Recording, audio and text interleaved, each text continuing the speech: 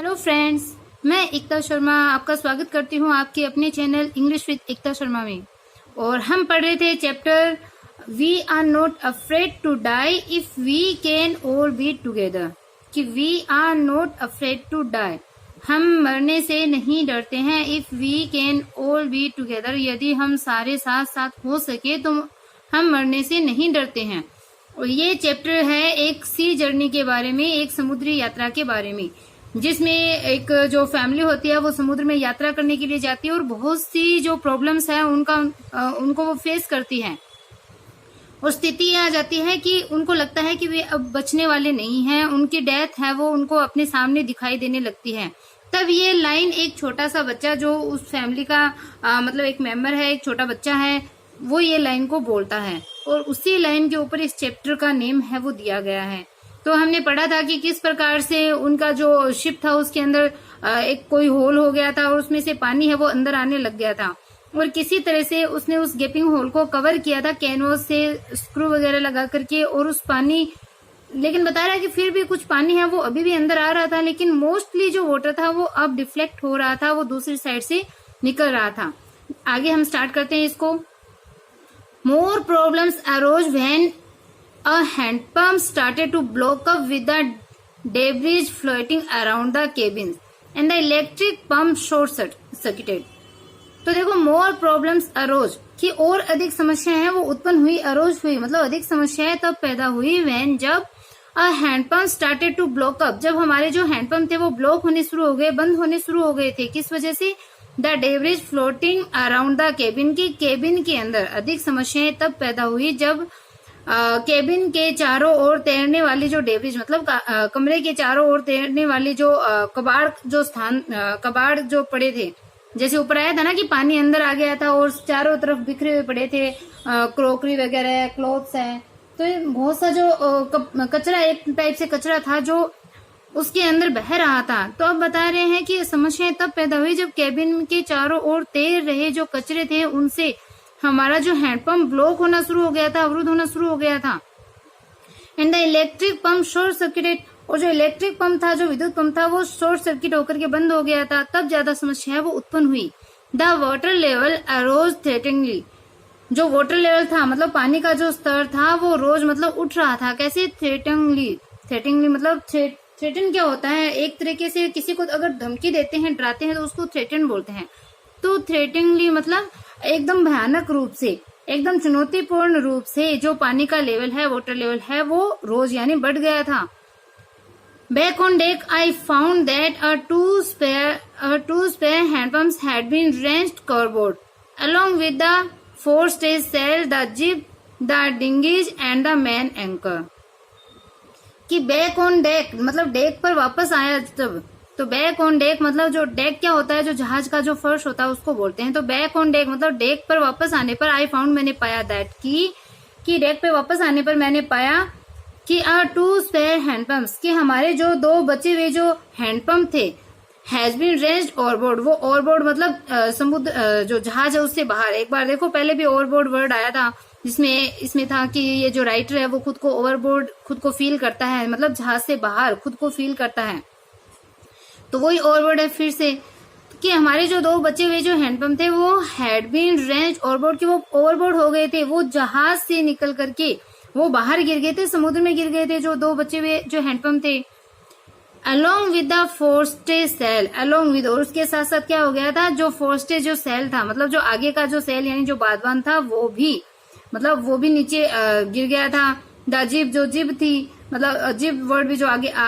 पीछे आ चुका है कि जहाज के आगे जो जिब लगाई जाती है स्टॉर्म से, तूफान से बचाने वाली।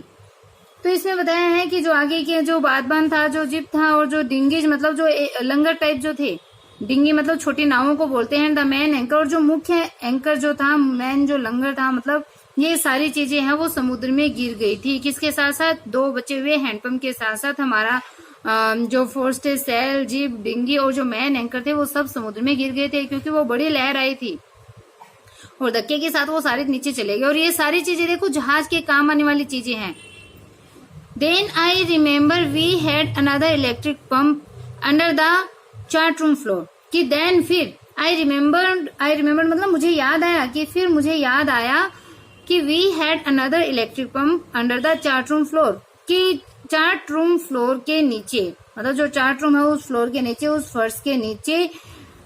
We had another electric pump, कि हमारे पास में दूसरा इलेक्ट्रिक पंप था, ऐसा मुझे याद आया, मतलब हमारे पास एक और पंप इलेक्ट्रिक पंप था, ऐसा उसको याद आया। I connected it to an out pipe and was thankful to find that it work. क्या I connected it to an out pipe, मैंने इसे एक आउट पाइप से, मतलब एक बाहर खोलने वाला जो पाइप था उससे कनेक्ट किया। And was thankful to find, और ये पा करके मैं थैंकफुल हुआ, मैं मतलब कृतज्ञ हुआ, एक तरीके से धन्यवाद मैंने दिया, दैट की इट वर्क, ये कार्य कर रहा था, ये काम कर रहा था। जो दूसरा इलेक्ट्रिक पंप था जो उसको याद आया, तो ये उसने आउट पाइप से उसको कनेक्ट किया, मतलब बाहर खुलने वाला जो एक पाइप था उससे कनेक्ट किया, और फिर वो थैंकफुल हुआ कि ये काम कर रहा था। अगर काम नहीं करता तो फिर यहीं पे जहाज उनका रुक जाता और फिर जहाज डूबने का भी खतरा रहता। The night dragged on with an endless bitterly cold routine of pumping, steering and working the radio. कि द नाइट ड्रैग्ड ऑन, जो रात्रि थी वो घसीटती रही, मतलब रात है वो बीतती रही। विद एन एंडलेस, किसके साथ में, एक अनंत, bitterly cold routine of pumping, pumping मतलब पंप से पानी निकालने का जो एकदम बिटरली मतलब एकदम कड़वाहट से भरा हुआ, एकदम कठोर कर्कश जो कोल्ड रूटीन था, मतलब जो नीरस प्रक्रिया थी जिसमें मतलब कोई इंटरेस्ट नहीं था, वो कोल्ड रूटीन। स्टीयरिंग मतलब जो स्टीयरिंग आगे जो जहाज को चलाते हैं, तो जहाज का जो स्टीयरिंग था उसको मतलब चलाना। वर्किंग द रेडियो, और रेडियो पे कार्य करना, मतलब वो हेल्प मांग रहे थे तो उस रेडियो चलाने का जो प्रयास करना, इन सबके साथ में रात है वो घसीटती रही। कि एक अनंत कठोरतापूर्ण, एक ठंडी रूटीन वाली, एक नीरस रूटीन जिसमें पंपिंग शामिल था, जिसमें पंपिंग, स्टीयरिंग और रेडियो पे काम करना, इनके साथ में रात है वो बीतती रही, रात है वो घसीटती रही। We were getting no replies to our mayday calls, mayday call मतलब जो हेल्प मांगने वाले, जो सहायता मांगने वाले जो संदेश थे उनके लिए आया है। Which was not surprising in this remote corner of the world, कि we were getting no replies to our mayday calls, कि हमारे जो मेडे कॉल्स जो थे, जो मतलब सहायता मांगने वाले जो संदेश थे, उनका कोई भी रिप्लाई हमने प्राप्त नहीं किया था, न हमें उसका कोई आंसर नहीं मिल रहा था। विच वॉज नॉट सरप्राइजिंग, जो कि सरप्राइजिंग नहीं था, मतलब आश्चर्यजनक बात नहीं थी। इन दिस रिमोट कॉर्नर, इस दूर स्थित जो कोना था, ऑफ द वर्ल्ड, संसार का, दुनिया का, कि दुनिया के इस रिमोट कॉर्नर में, इस दुनिया के इस दूर स्थित इस कोने के ऊपर ये चीज है वो आश्चर्यजनक बात भी नहीं थी, क्योंकि इतनी दूर कोई जरूरी नहीं है कि कनेक्ट हो पाए, कहीं से हेल्प मिल पाए। सूज हैड स्वोलन अलार्मिंगली, अब शू का जो हेड था, मतलब उसके सर पे जो बम्प निकल आया था, नाम पीछे आया था कि शू का जो हेड था वो स्वोलन अलार्मिंगली, वो एकदम चौंकाने वाले रूप से सूज गया था, मतलब अत्यधिक खतरनाक ढंग से वो सूज गया था। She had two enormous black eyes, and now she showed us a deep cut on her arm. अब शू है वो, देखो सुजैन का शॉर्ट नेम है जो कि 7 साल की थी। She had two enormous black eyes, की उसकी 2 बड़ी बड़ी काली आंखें थी, मतलब उसकी आंखें हैं वो सूजकर काली हो गई। And now अब she showed us a deep cut on her arm, और उसने क्या किया, she showed उसने दिखाया us हमें a deep cut, एक गहरा कट, एक गहरा घाव, ऑन हर आर्म, की उसने अपनी भुजा पे अब एक गहरा घाव है वो दिखाया, मतलब पहले नहीं दिखाया, अब दिखाया था, और उसकी आंखें वो बम की वजह से सूज गई थी, काली हो गई थी। When I asked why she hadn't made more of her injuries before this, she replies, I didn't want to worry you when you were trying to save us all. कि when I asked, जब मैंने पूछा कि why she hadn't made more of her injuries before this, कि इससे पहले अपनी injury के बारे में, अपनी चोट के बारे में उसने क्यों नहीं बताया, उसने क्यों नहीं कहा था।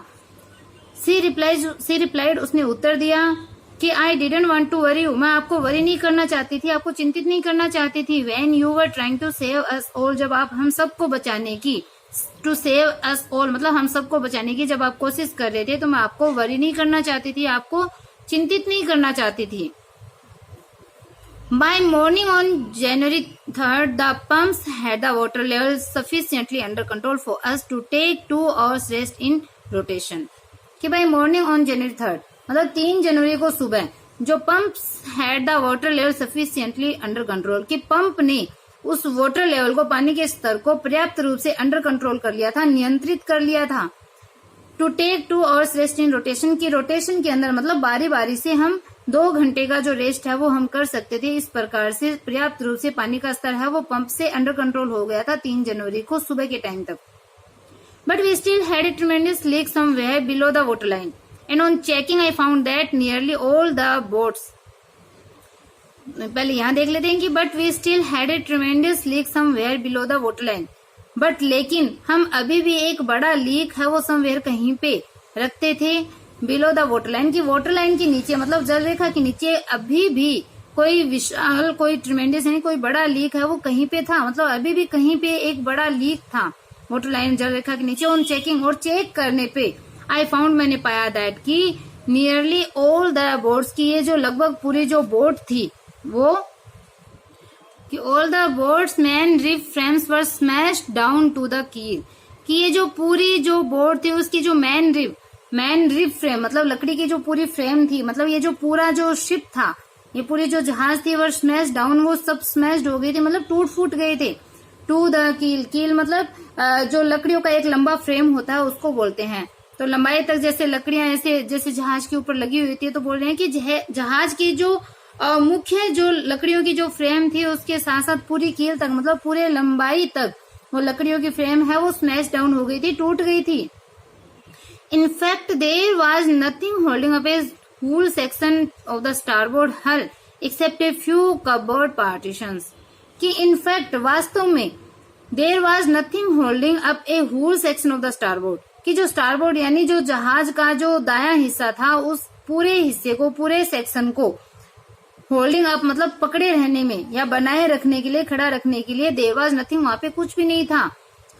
Except a few cupboard partition, मतलब कुछ जो कवर्ड मतलब जो अलमारियां होती हैं, पार्टीशन मतलब जो डिवाइड करने वाले या जो विभाजक होते हैं, तो कुछ अलमारियों के जो विभाजक थे उनके अलावा, मतलब अलमारियां जैसे होती है तो उनमें भी तो लंबे लट्ठे होते हैं, तो उन कुछ अलमारियों के विभाजकों के अलावा उस जहाज के दाएं हिस्से के पूरे सेक्शन को बचाने के लिए वहां कुछ भी नहीं था। We had survive for 15 hours since the wave hit, but wave worker wouldn't hold together long enough for us to reach Australia, कि we had survived for 15 hours since the wave hit,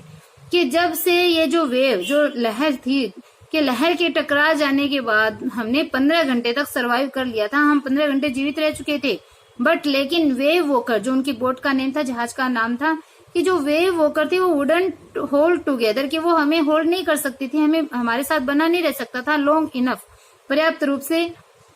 for us हमारे लिए to reach Australia, कि जो wave walker जो जहाज था वो Australia पहुंचने तक हमारे साथ पर्याप्त रूप से बना नहीं रह सकता था। वो मतलब वेव वॉकर है वो इतना अब कैपेबल नहीं रह गया था कि वो हमारे साथ ऑस्ट्रेलिया पहुंच सके या फिर हमें ऑस्ट्रेलिया पहुंचा सके।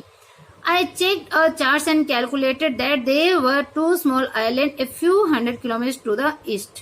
कि आई चेक्ड अ चार्ट, कि मैंने हमारा जो चार्ट था उसको चेक किया,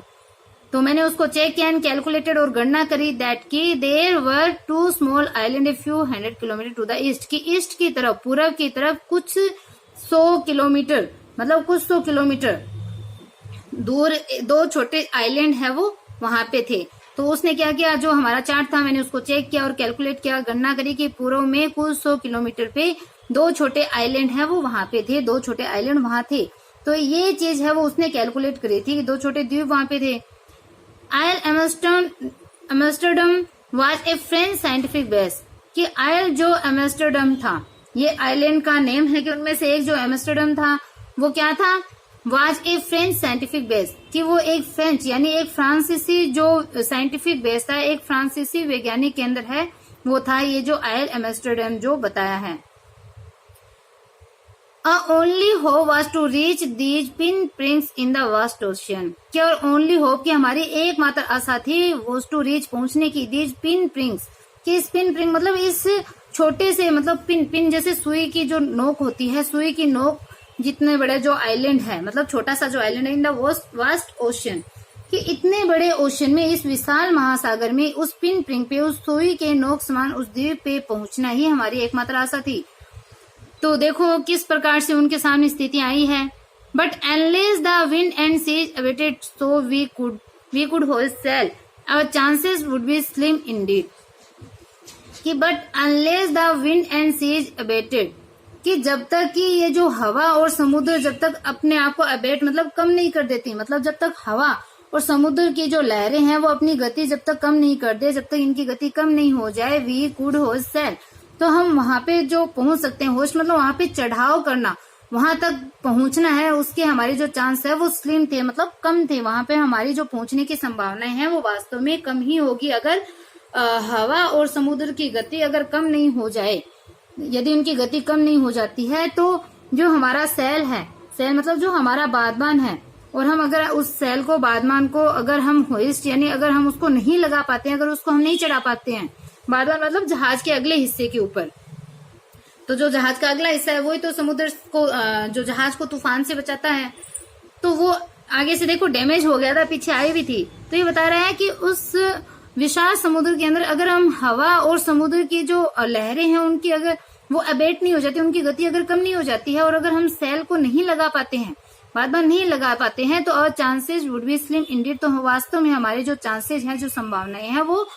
स्लिम हो जाएगी, कम हो जाएगी अगर ऐसा नहीं होता है। The great wave had put a auxiliary engine out of action, तो देखो उसने क्या कर दिया था, द ग्रेट वेव, ये जो बड़ी लहर थी, had put a auxiliary engine, कि हमारा जो सहायक इंजन था, ऑक्सिलरी यानी जो सहायक इंजन था, वो आउट ऑफ एक्शन कर दिया था, कार्य से हीन कर दिया था, या फिर बेकार कर दिया था,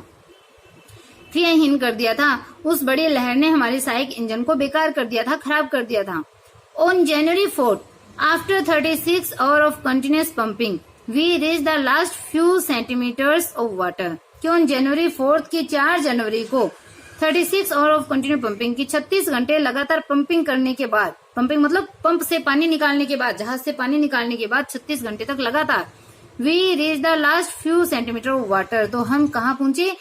कुछ सेंटीमीटर, पानी के कुछ सेंटीमीटर, अंतिम कुछ सेंटीमीटर जल स्तर तक ही हम पहुंचे थे। लास्ट फ्यू सेंटीमीटर मतलब अंतिम कुछ सेंटीमीटर तक पहुंचे थे पानी के।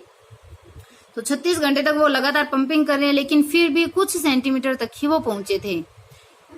Now we had only to keep pace with the water still coming in, कि नाउ अब क्या करना था उनको, अपनी जो पेस थी उनको गति को कम करना था।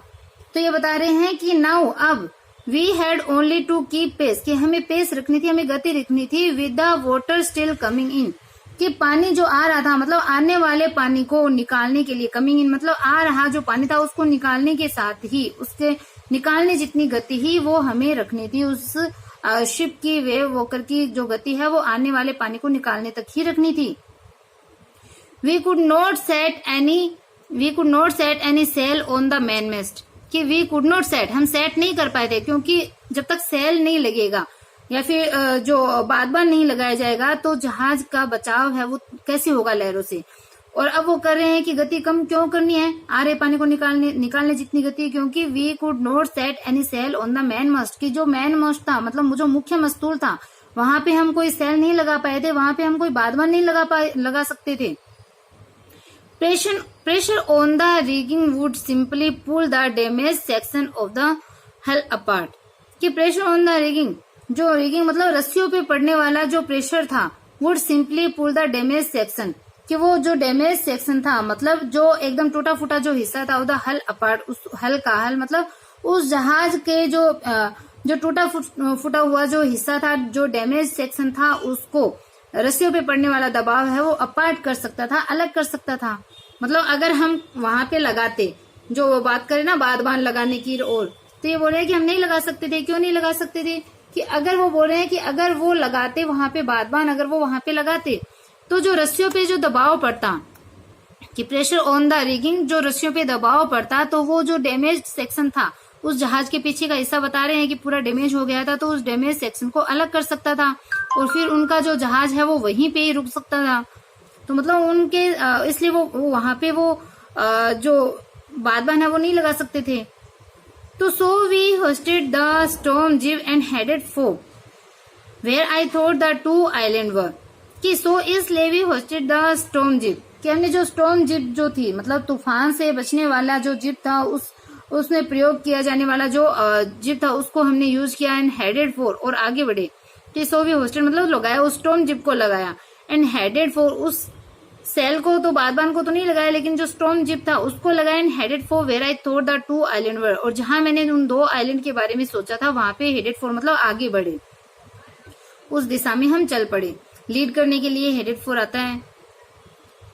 मेरी found some corned beef and cracker biscuits and we ate our first meal in almost 2 days. कि मेरी फाउंड सम कॉर्न बीफ, कि मेरी को कुछ कॉर्न बीफ मतलब कुछ जो बीफ मतलब मांस का कुछ टुकड़ा है वो मिल गया था, एंड क्रेकर बिस्किट, और जो कुछ क्रेकर बिस्किट भी मिल गए थे मतलब कुरकुरे बिस्किट भी उसको मिल गए थे, and we ate our first meal in almost 2 days, और 2 दिनों में लगभग 2 दिनों में हमारा पहला भोजन हमने लिया था, हमने अपना पहला भोजन किया था. But a respite was short lived, लेकिन हमारा जो रेस्पाइट मतलब जो हमारी राहत थी, जो हमें कुछ रिलैक्स मिला था, वॉज शॉर्ट लिव्ड, वो थोड़ी देर रहा.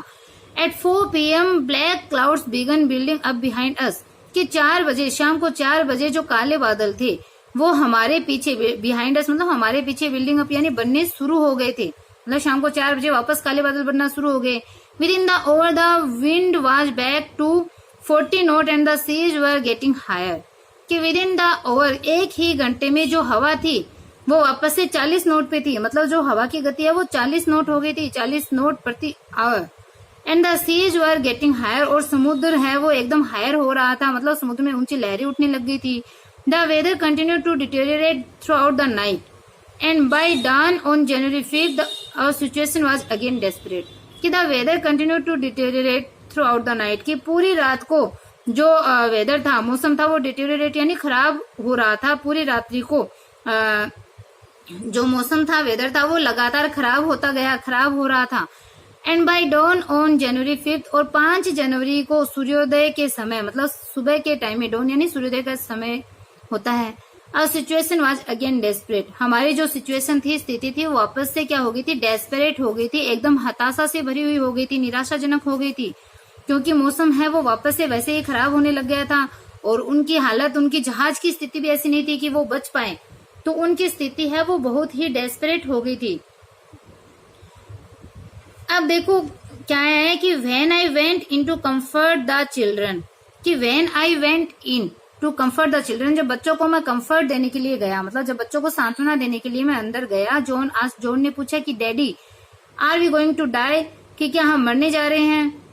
आई tried to assure him that we could make it, कि I tried to assure him, कि उसको एश्योर करने की मैंने कोशिश करी, मैंने उसको आश्वासन देने की कोशिश करी, प्रयास किया, दैट की वी कुड मेक इट, कि हम बच सकते हैं, हम कुछ कर सकते हैं. But daddy he went on, लेकिन जो जॉन था, ही वेंट ऑन, उसने कंटिन्यू कहना जारी रखा. वेंट ऑन मतलब वो कहता रहा, उसने अपनी बात को जारी रखा कि बट डैडी, लेकिन पिताजी, we are not afraid of dying, कि हम मरने से नहीं डरते हैं. If we can all be together, यदि हम सारे साथ साथ हो सके तो हम मरने से नहीं डरते. You and mummy, Sue and I, कि आप, मम्मी, सू यानी सुजैन और मैं, मतलब हम चारों अगर साथ साथ हो सके तो हम मरने से नहीं डरते हैं, हमें मरने से डर नहीं लगता गया है. तो देखो छोटा सा बच्चा है, 6 साल का बच्चा है, वो भी कितनी बड़ी बात यहाँ पे बोल रहा है. I could find no words with which to respond, but I left the children's cabin determined to fight the sea with everything I had. I could find no words with which to respond, जिससे मैं response दे सकूं, मतलब उत्तर देने के लिए मुझे शब्द नहीं मिल सके थे. I could find no words, कि मुझे कोई शब्द नहीं मिले थे, with which, जिससे कि मैं रेस्पॉन्स दे सकूं, उनको उत्तर दे सकूं. But I left the children's cabin, लेकिन मैंने बच्चों का जो कैबिन था उसको लेफ्ट यानी छोड़ दिया. डिटरमाइंड यह दृढ़ निश्चय करके, टू फाइट द सी, कि समुद्र से फाइट करूंगा, विद एवरीथिंग, प्रत्येक चीज के साथ में, आई हैड, जो मेरे पास में है, कि मैंने यह दृढ़ निश्चय करके बच्चों का कैबिन छोड़ दिया है कि जो कुछ भी मेरे पास है उससे, समुद्र से मैं फाइट करूंगा, मतलब मैं बचने की कोशिश करूंगा, समुद्र से मुकाबला करूंगा, उससे झगड़ूंगा. अब समुद्र से कोई हाथापाई तो वो कर नहीं सकता, बस उसका मुकाबला करने की बात वो कर रहे हैं, कि ऐसा उसने डिटरमाइन किया. To protect the weakened starboard side, I decide to heave to with the undamaged port hull facing the upcoming waves, using an improvised sea anchor of heavy nylon rope and 222 litre plastic barrels of paraffin. अब देखो बताया कि जो starboard side था वो पूरा का पूरा टूट फूट गया था, उसकी बात चल रही थी. तो इसने बताया है कि to protect the weakened starboard side, कि उस कमजोर पड़े हुए जो जहाज का पिछला हिस्सा था उसको प्रोटेक्ट करने के लिए, उसको बचाने के लिए, I decided to heave to, कि मैंने डिसाइड किया, मतलब उस हीव टू मतलब उसके जो दूसरा हिस्सा था उसको बचाने का मैंने मतलब मैंने उसको बचाने के लिए क्या किया था, मैंने डिसाइड किया था, निश्चय किया था। With the undamaged port help facing the oncoming waves, की जो ओन कमिंग वेव्स मतलब जो आने वाली जो वेव्स थी, लहरें थी, उनको फेस करने के लिए, उनका सामना करने के लिए जो अनडेमेज्ड पोर्ट था, मतलब जो डैमेज नहीं हुआ था, जो एकदम सुरक्षित जो हिस्सा था, जो बायां हिस्सा था, उसके साथ में मैंने उनका सामना करने का, उन आने वाली लहरों का सामना करने का मैंने निश्चय है वो किया था। तो देखो वो कितना आगे का ऐसे सोच रहा है। Using an improvise sea anchor of heavy nylon rope, कि उस भारी जो नायलॉन की रस्सी थी, मतलब जो भारी नायलॉन की रस्सी थी, जो इम्प्रोवाइज मतलब जो सिर्फ काम चलाऊ थी, उस काम चलाऊ सी एंकर मतलब उस काम चलाऊ जो समुद्री लंगर था, एंड 22 लीटर प्लास्टिक बैरल, और दो जो 22 लीटर के जो बैरल मतलब जो पात्र थे, प्लास्टिक के बैरल थे, वो पैराफिन यानी मोम के। तो ये बता रहे हैं कि किन चीजों को उसने यूज किया, यूजिंग मतलब उपयोग करते हुए, जो आने वाली लहरें थी उनको सामना करने के लिए, जो सुरक्षित अनडैमेज्ड पोर्ट मतलब जो सुरक्षित जो हिस्सा था, उसके साथ में मैंने डटे रहने का मैंने निश्चय किया। Using an improvise sea anchor of heavy nylon rope, कि एक भारी नायलॉन की रस्से का एक काम चलाऊ जो एंकर बना करके, मतलब उसको यूज में लेकर के, भारी जो नायलॉन की रस्सी थी उसको एक सी एंकर का रूप दे करके, मतलब काम चलाओ मतलब एक सी एंकर बना रहा है जो कि आने वाली लहरों का सामना कर सके, और दो 22 लीटर के मोम के जो प्लास्टिक के बैरल थे, प्लास्टिक के जो बैरल मतलब जो पात्र थे, उनका यूज करके उसने लहरों का सामना करने का उसने निश्चय किया था वहां पे। क्योंकि जो पिछला हिस्सा है वो तो पूरा डैमेज हो गया था, तो वहां पे तो वो रस्सी का प्रयोग कर नहीं सकता था। पीछे तो उसने रस्सी का प्रयोग किया था, तो वो उसने स्टारबोर्ड साइड पे किया था। तो देखो, that evening Mary and I sat together holding hands as the motion of the ship brought more and more water in through the broken planks, कि दैट इवनिंग उस शाम को मेरी एंड आई, मेरी और मैं, सेट टुगेदर साथ साथ बैठे थे, होल्डिंग हैंड्स के हाथ को पकड़े हुए हम साथ साथ बैठे थे। As the motion of the ship, की जैसे ही शिप की जो मोशन मतलब उसके हिलने डुलने से, ship brought more and more water in through the broken planks, की जो ब्रोकन प्लैंक्स थे मतलब जो टूटे हुए जो प्लैंक्स मतलब जो एक तरीके से जो छिद्र थे, जो होल थे, जो टूटे हुए थे, तो उन टूटे हुए जो प्लैंक्स थे, जो तख्ते थे, जो छिद्र थे, उनके माध्यम से और अधिक पानी है वो जहाज के अंदर है वो आता गया। जहाज के मोशन से, जहाज के हिलने डुलने से उन टूटे हुए प्लैंक्स के माध्यम से और पानी है वो उनमें आता गया, जहाज के अंदर आता गया। क्योंकि पानी तो पहले ही आ रहा था, लेकिन जैसे ही अब जहाज में कोई मोशन हो रहा था तो उन टूटे हुए जो होल वगैरह थे, जो तख्ते वगैरह थे, मतलब वो पूरा डैमेज हो गया था, तो वहां से पानी है वो और अंदर उस जहाज के अंदर प्रवेश कर रहा था। We both felt the end was very near, और हम दोनों ने फील किया कि हमारा अंत है वो बहुत पास में है। But Wave Walker rode out the storm and by the morning of January 6 with the wind easing I tried to get a reading on the sextant, कि but Wave Walker rode out the storm, लेकिन जो wave walker था वो इस storm को, इस तूफान से वो ऊपर चढ़ गया, मतलब उस तूफान को वो झेल गया। And by the morning of January 6, और 6 जनवरी की सुबह तक, विद द विंड एजिंग, की हवा के ईज होने के साथ ही, हवा के कमजोर है वो पड़ने के साथ ही, I tried to get a reading on the sextant, तो मैंने जो सेक्सटेंट मतलब ये एक उपकरण है जिससे मतलब जो कोणीय स्थिति होती है वो मापी जाती है, तो उस सेक्सटेंट के ऊपर मैंने कुछ पढ़ने की कोशिश करी। मतलब उस आइलैंड के बारे में वो जान रहा है और वो हवा का माप वगैरह ले रहा है, तो उस सेक्सटेंट से मैंने माप लेने का प्रयास है वो किया। Back in the chart room, कि चार्ट रूम में वापस आकर I work on wind speed, कि मेरी जो विंड की जो स्पीड थी उसके ऊपर मैंने कार्य किया। मतलब वापस से जब वो आया वहां पे चार्ट रूम के अंदर, तो वो वापस से उसने हवा की जो स्पीड थी उसके ऊपर उसने काम किया। Changed of course, drift and current in an effort to calculate our position. Changes of course मतलब जो उन कोर्स में, मतलब उन हवाओं के अंदर जो चेंजेस होने थे, जो मतलब जो परिवर्तन आना था, उनके बारे में उसने क्या किया, वहां पे कार्य किया। मतलब उस हवा की गति के बारे में, अपने उस कोर्स, उस मार्ग के बारे में, या फिर ड्रिफ्ट भी मार्ग होता है, मतलब उस मार्ग में जो कुछ विचलन आ जाए, मतलब उसके बारे में। करंट मतलब जो हवा थी, लहरें थी, उनके बारे में। In an effort to calculate our position, और हमारी जो पोजीशन थी, हमारी जो स्थिति थी, उसको कैलकुलेट करने के प्रयास में मैंने चार्ट रूम में जाकर गति के बारे में, मार्ग के विचलन के बारे में, हवाओं के बारे में, धाराओं के बारे में मैंने जो वर्क है वो मैंने कार्य है वो किया।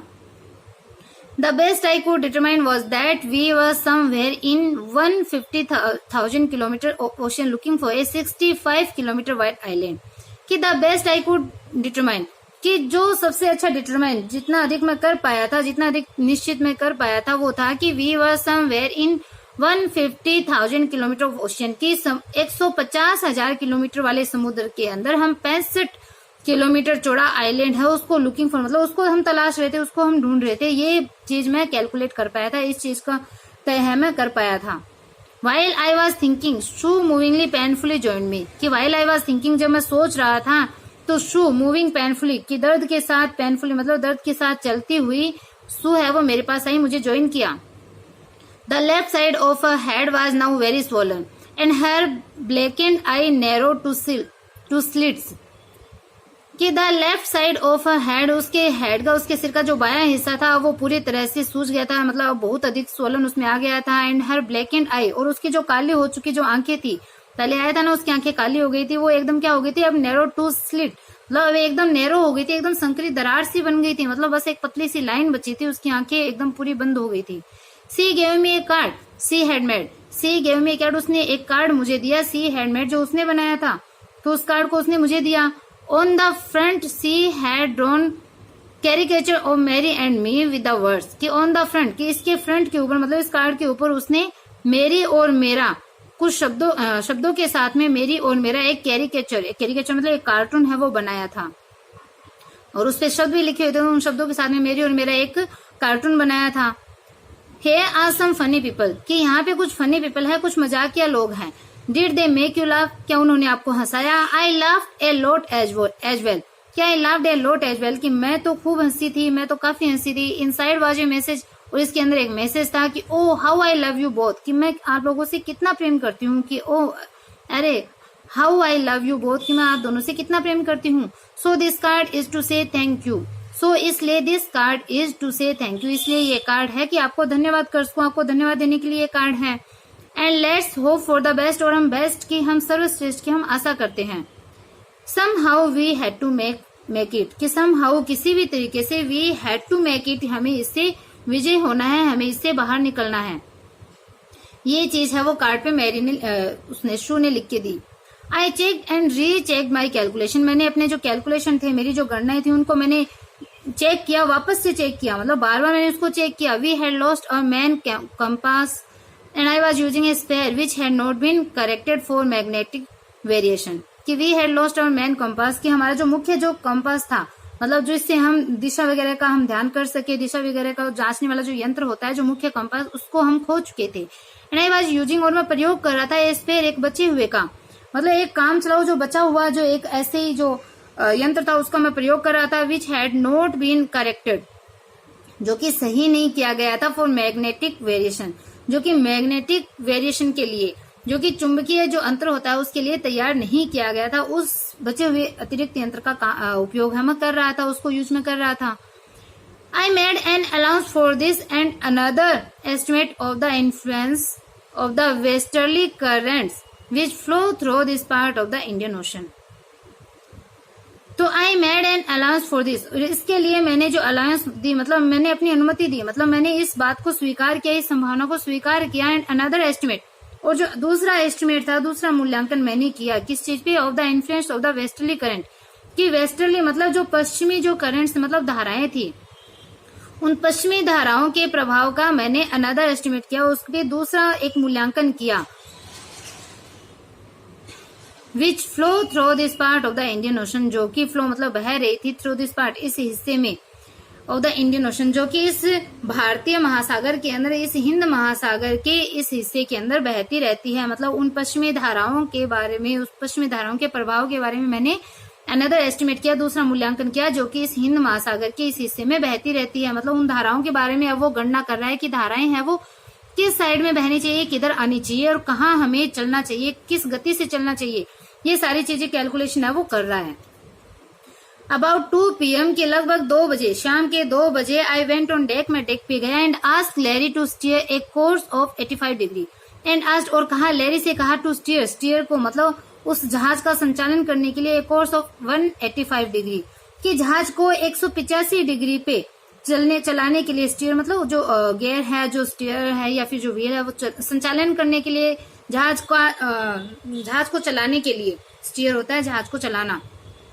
संचालन करना। तो ये बोल रहा है कि 2 बजे, शाम को 2 बजे, लगभग 2 बजे, आई वेंट ऑन डेक, मैं डेक पे गया और 185 डिग्री के ऊपर जहाज को चलाने के लिए लैरी को कहा।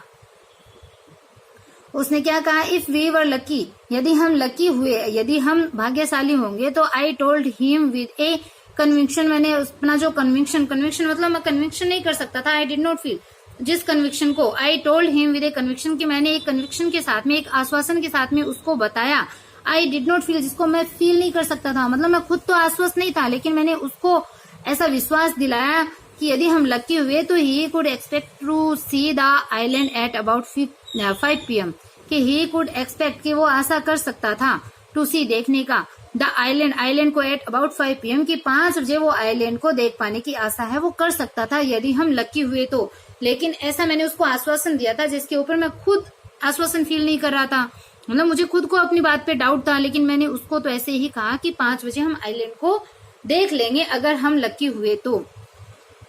Then with a heavy head I went below, climbed on my bunk and amazingly dozed off. कि then फिर with a heavy head, कि एक heavy head के साथ, एक भारी दिल के साथ में, I went below, मैं नीचे गया, climbed on my bunk, मेरा जो बंक था, मतलब जो मेरा सोने का जो कमरा था या शयन स्थल था, उसके ऊपर मैं climbed, अब मतलब चढ़ा, and amazingly, और आश्चर्यजनक रूप से dozed off, मैं सो गया। When I woke it was 6 PM, कि when I woke, जब मैं जागा, it was 6 PM, तो 6 बज गए थे, शाम के 6 बज चुके थे, and growing dark, और अंधकार हो गया था। I knew we must have missed the island, कि I knew, मैं जानता था कि we must have missed the island, कि हम आइलैंड को हमने मिस कर दिया होगा, या हम आइलैंड को मिस कर गए, ऐसा मैं जानता था, क्योंकि 6 बज गए थे और वो 5 बजे की होप लगा रखी थी कि 5 बजे आइलैंड आ जाएगा, और अब 6 बज गए, अंधेरा हो गया था, तो आई न्यू, मैं जानता था कि we must have miss the island, कि हमने उस आइलैंड को मिस कर दिया था। And with the sail we had left we couldn't hope to beat back into the westerly winds, and with the sail, और इस सेल के साथ में, मतलब जो सेल हमारे पास था, जो बादबान हमारे पास बचा हुआ रह गया था, वी हैड लेफ्ट, मतलब जो बचा हुआ जो बादबान था, उसके साथ में वी कुड नॉट होप, हम होप नहीं कर सकते थे, हम आशा नहीं कर सकते थे, टू बीट मतलब परास्त करने की, उसे मतलब सामना करने की, बैक वापस से, इनटू द वेस्टर्ली विंड, कि उन पश्चिमी हवाओं से वापस सामना करने की हम आशा नहीं कर सकते थे। जो सेल हमारे पास बचा रह गया था, उसके सहारे हम पश्चिमी हवाओं का सामना करने की, वापस से उनको हराने की हम आशा नहीं कर सकते थे, मतलब उनके जहाज की हालत है वो इतनी खराब है, वो हो गई थी। तो अब वो सोच रहा था कि अब तो डेथ है, वो एकदम फाइनल है। At that moment a tousle had appeared by my bunk, at that moment, और उसी क्षण एक टाउजल हैड, मतलब बिखरे हुए बालों वाला एक जो व्यक्ति था, या बिखरे हुए बालों वाला जो एक हेड था, सर था, वो अपियर्ड, प्रकट हुआ, बाय माई बंक, कि मेरे उस सोने का जो स्थल था, सोने का जो स्थान था, उसके बगल में, बाय मतलब उसके बगल में, उसके पास में एक बिखरे हुए बालों वाला सर है, वो प्रकट हुआ। कैन आई हैव ए हग, कि क्या मैं आपको हक कर सकता हूँ, क्या मैं आपका आलिंगन कर सकता हूँ? जोनाथन ने पूछा। सू वॉज राइट बिहाइंड हिम, सू है वो एकदम उसके पीछे थी। जोनाथन मतलब जॉन के बारे में आ रहा है कि जॉन ने उसको बोला कि क्या मैं आपको हक कर सकता हूँ, सू उसके ठीक पीछे थी। Why am I getting a hug now, I asked, मैंने पूछा कि why am I getting a hug now, कि अब मुझे हक क्यों किया जा रहा है, मेरा आलिंगन क्यों किया जा रहा है अब इस समय? Because you are the best daddy in the whole world, क्योंकि इस पूरे वर्ल्ड के, पूरे संसार के आप बेस्ट डैडी हो, सबसे अच्छे पिता हो। एंड और द बेस्ट कैप्टन, और सबसे अच्छे कैप्टन भी, कप्तान भी। माई सन रिप्लाइड, मेरे पुत्र ने रिप्लाई दिया। इतनी देर जॉन नाम आ रहा था, इसका फुल नेम है Jonathan. Not today John, I am afraid, कि नॉट टुडे, आज नहीं जॉन, आई एम अफ्रेड, मैं भयभीत हूँ। Why you must be, said Sue in a matter of fact voice, कि वाई यू मस्ट बी, कि why क्यों, यू मस्ट बी क्यों हो, मतलब आप इतने मतलब ऐसे क्यों बोल रहे हो, आज आप क्यों नहीं हो। यू मस्ट बी मतलब आप हो, आप सर्वश्रेष्ठ कप्तान हो। यहाँ पे जोर दिया जा रहा है कि वाई क्यों, यू मस्ट बी, आप एक कप्तान हो, एक अवश्य ही, मतलब मस्ट है वो, जब किसी चीज पे जोर दिया जाता है तो उसके लिए मस्ट को हम यूज में लेते हैं कि यू मस्ट बी, आप हो। Said Sue in a matter of fact voice, कि सू ने एक फैक्ट वॉइस के साथ में, मतलब एक तथ्य के साथ में, एक तथ्यात्मक आवाज के साथ में सू ने कहा कि आप हो, यू फाउंड द आइलैंड, आपने आइलैंड को पा लिया, आपने द्वीप को खोज लिया। वोट क्या, आई शाउटेड, मैं चिल्लाया। It's out there in front of us, they chorus, chorus मतलब एकदम एक स्वर के साथ में उन्होंने कहा कि it's out there in front of us, कि ये वहां पे ठीक हमारे सामने है। इन फ्रंट ऑफ अस मतलब हमारे सामने है वहां पे। As big as a battleship, कि इतना बड़ा है जितना कि एक बैटलशिप होता है, कि युद्ध का जहाज होता है, युद्धपोत होता है। आई रस्ट ऑन डेक, मी डेक के ऊपर मैं दौड़ा, डेक पर भागा। एंड गेज्ड विद रिलीफ, और एक रिलीफ के साथ में, राहत के साथ में मैंने गेज मतलब घूरा। At the stark outline of Isle Amsterdam, कि जो एम्स्टरडम था, या जो आइलैंड जो एम्स्टरडम था, उसकी उस आउटलाइन को, उसकी पूरी रूपरेखा को मैं राहत के साथ मैंने उसको देखा, उसको घूरा। It was only a bleak piece of volcanic rock, कि ये एक वोल्केनिक रॉक मतलब एक ज्वालामुखी की जो चट्टान थी, ज्वालामुखी से निर्मित एक जो चट्टान थी, उसका एक ब्लीक पीस था, एक मतलब निर्जन टुकड़ा था, एक काला सा मतलब ऐसे स्थान था, टुकड़ा था। विद लिटिल वेजिटेशन, बहुत कम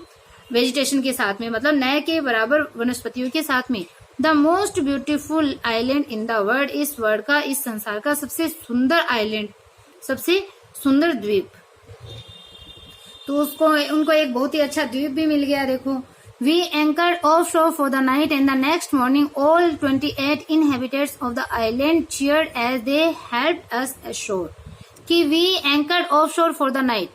कि नाइट के लिए मतलब रात्रि के लिए हमने उस ऑफ शोर मतलब समुद्र में ही रात भर के लिए हमने एंकर मतलब लंगर डाला। एंड द नेक्स्ट मॉर्निंग, और अगली सुबह, all 28 inhabitants of the island, उस आइलैंड के, उस द्वीप के सभी 28 जो निवासी थे वो अगले सुबह आए। चीयर मतलब प्रसन्नता पूर्वक वो आए, हमारा स्वागत किया। As they helped us ashore, और ashore मतलब उस समुद्र के किनारे पर आने में उन्होंने हमारी क्या करी, दे हेल्प्ड अस, उन्होंने हमारी हेल्प करी, सहायता करी। ashore मतलब किनारे पर आने में हमारी सहायता भी की। और चीयर मतलब वो प्रसन्नता पूर्वक हमारा स्वागत भी किया, वो खुश हुए। और उस आइलैंड के ऊपर कितने निवासी थे, 28।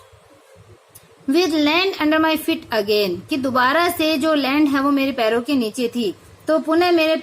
पैरों के नीचे जमीन होने के साथ ही my thoughts were full of Larry and Herbie, तो मेरे जो विचार थे वो हैरी और जो हर्बी और जो लोरी था, लोरी और हर्बी जो था उनसे भरा हुआ था।